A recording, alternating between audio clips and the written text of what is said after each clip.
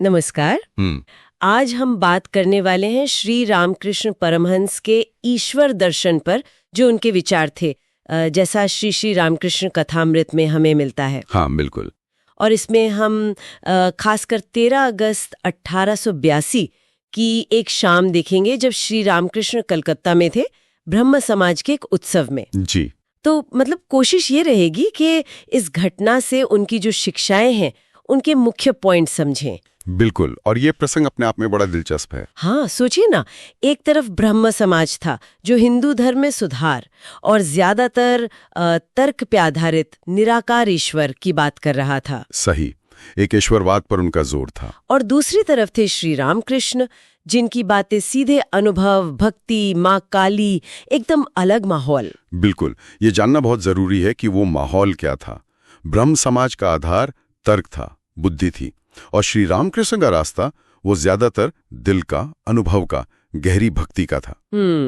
तो यहीं पर उनकी बातों का जो एक खास अंदाज है वो और निखर कर आता है। तो उस सभा में जब वो ब्रह्म समाज के लोगों के बीच थे, ईश्वर तक पहुंचने के बारे में उन्होंने क्या खास कहा? कुछ मुख्य बातें। देखिए, उन्होंने एकदम साफ कहा कि भाई, ईश्वर का अनुभव करना, उनको जानना, यही इंसान की जिंदगी का असली मकसद है। अच्छा। और ये सिर्फ मतलब किताबी ज्ञान या बहस से नहीं होने वाला। नहीं। इसके लिए तो दिल में एक तड़प चाहिए, सच्ची भक्ति, और जिसे कहते हैं ना, पूरा समर्पण। हाँ। और उन्होंने ये भी कहा कि देखो, ईश्वर को साकार रूप में भी पा सकते हो, जैसे माँ काली, या किसी और रूप में, और निराकार यानी बिना किसी रूप रंग के, वैसे भी अनुभव कर सकते हो। हाँ, ये साकार निराकार वाली बात थोड़ी और समझाइए। ये अक्सर कंफ्यूजिंग हो सकती है, खासकर उस माहौल में तो और भी रही होगी जहाँ निराकार पर इतना जोर था। बिल्कुल, उन्होंने इसके लिए एक बड़ा सुंदर और बड़ा सहज उदाहरण दिया, पानी और बर्फ का। पानी और बर्फ? अच्छा। हाँ, जैसे पानी है, उसका अपना कोई आकार नहीं होता है ना। हाँ। वो तरल है, लेकिन जब बहुत ठंडक होती है, भक्तों का प्रेम जमता है, तो वही पानी बर्फ बन जाता है, एक ठोस आकार ले लेता है।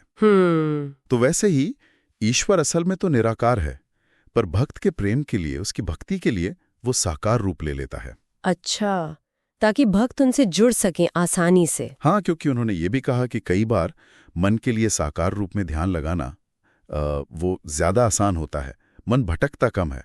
ये बात उन्होंने वहां रखी, ब्रह्म समाज के लोगों के सामने। ये तो वाकई दिलचस्प नुक्ता है।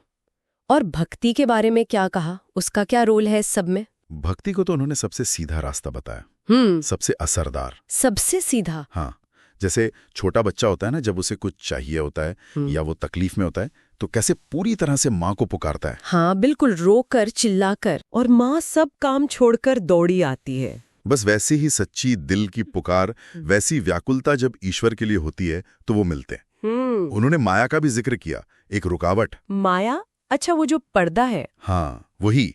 जैसे बादल है, वो सूरज को थोड़ी देर के लिए ढक लेता है ना जी। सूरज तो वही है, पर हमें दिखता नहीं। सही बात है। वैसे ही ये दुनिया की चीजें हैं, मोह है, अहंकार है, ये माया का पर्दा है, ये हमें ईश्वर से दूर रखता है। तो ये पर्दा हटेगा कैसे? भक्ति से और सत्संग से। मतलब अच्छे ईश्वर की राह पर चलने वाले लोगों के साथ रहने से। और सबसे जरूरी बात उन्होंने कही, अहंकार को छोड़ना। ये जो मैं और मेरा का भाव है ना, इससे ऊपर उठना। हाँ, ये मैं का भाव तो सबसे बड़ा रोड़ा है शायद। अच्छा, उस दिन जब श्री रामकृष्ण वहां थे, उस समारोह में, तो उनकी अपनी अवस्था कैसी थी? कथामृत लिखने वाले यानी महेंद्रनाथ गुप्त, उन्होंने कुछ बताया इसके बारे में? हाँ, एम में इसका बड़ा सुंदर वर्णन किया है। वो बताते हैं कि जैसे ही ईश्वर की बात होती थी या कोई भजन शुरू होता था, तो श्री रामकृष्ण अक्सर समाधि में चले जाते थे। समाधि? वो क्या होता है? समाधि मतलब एक ऐसी गहरी ध्यान की अवस्था जहां बाहरी दुनिया का कोई होश नहीं रहता, बस अंदर एक परम शांति, एक आनंद। अच्छा। एम लिखते हैं कि उस वक्त उनका चेहरा एकदम शांत, स्थिर और आनंद से भरा होता था, जैसे कोई मूर्ति हो। तो वहां जो लोग मौजूद थे, उन पर क्या असर हुआ होगा ये देखकर, खासकर ब्रह्म समाज के लोग जो तर्क पर ज्यादा भरोसा करते थे? बिल्कुल, एम बताते हैं कि कई तर्कवादी सदस्य भी यह देखकर हैरान रह गए थे। उनके लिए यह शायद भक्ति और ईश्वर के प्रेम का एक जीता जागता प्रमाण था। जो बातें शायद शब्दों में समझ ना आए, वो उन्होंने श्री रामकृष्ण की उस अवस्था में महसूस की। ये तो अनुभव की बात हो गई। हाँ, ये उनके लिए एक प्रत्यक्ष अनुभव जैसा था, जिसने उन्हें भक्ति के भावनात्मक पहलू से जोड़ा। तो अगर इस पूरी बातचीत का उस दिन की घटना का सार निकाले तो वो क्या होगा? निचोड़ यही है जी कि श्री रामकृष्ण ने ईश्वर तक पहुंचने के लिए कोई एक लकीर नहीं खींची। उन्होंने दिखाया कि देखो, ज्ञान का रास्ता, तर्क का रास्ता, वो भी ठीक है, और दिल का रास्ता, भक्ति का रास्ता, वो भी ईश्वर तक ले जाता है। निराकार ब्रह्म की उपासना भी है और साकार ईश्वर की भक्ति भी है। मतलब उन्होंने एक तरह से पुल बना दिया दोनों के बीच। बिल्कुल, एक सेतु बनाया। उनकी शिक्षा यही बताती है कि रास्ते भले ही अलग अलग दिखें, पर मंजिल तक पहुंचने के लिए सबसे जरूरी चीज है दिल की सच्चाई और ईश्वर को पाने की गहरी प्यास, एक व्याकुलता।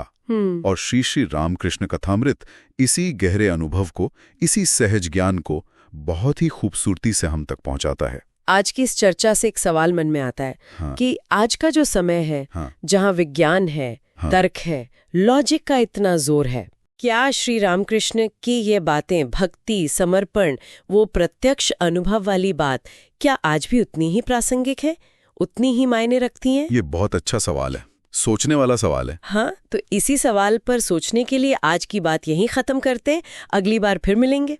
जी, नमस्कार। नमस्कार।